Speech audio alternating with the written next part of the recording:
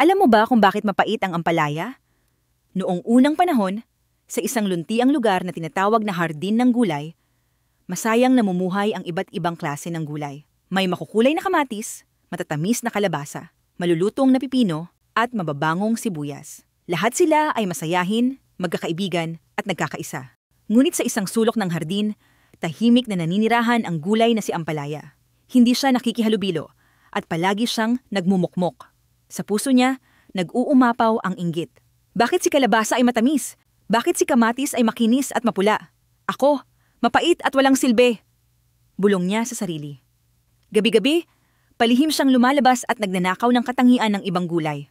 Kinuha niya ang kulay kahel ni kalabasa, ang kinis ni kamatis, ang bango ni sibuyas, at maging ang lambot ni talong.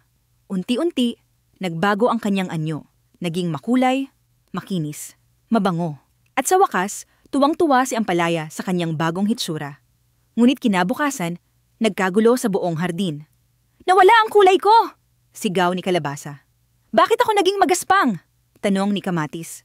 Lahat sila ay nagtataka. Habang sila'y naguguluhan, dumaan si ampalaya. Maganda, makulay, at parang ibang-iba. Ngunit hindi nagtagal, lumitaw ang diwata ng hardin.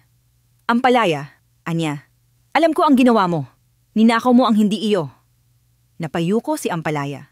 Patawad po. Naiinggit lang ako. Gusto ko ring maging maganda, katulad nila. Ang bawat isa sa inyo ay may kanya-kanyang ganda at silbi.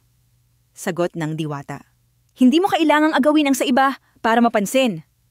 Dahil sa iyong kasakiman, ikaw ay paparusahan. At sa isang iglap, muling ibinalik ng diwata ang katangian ng bawat gulay.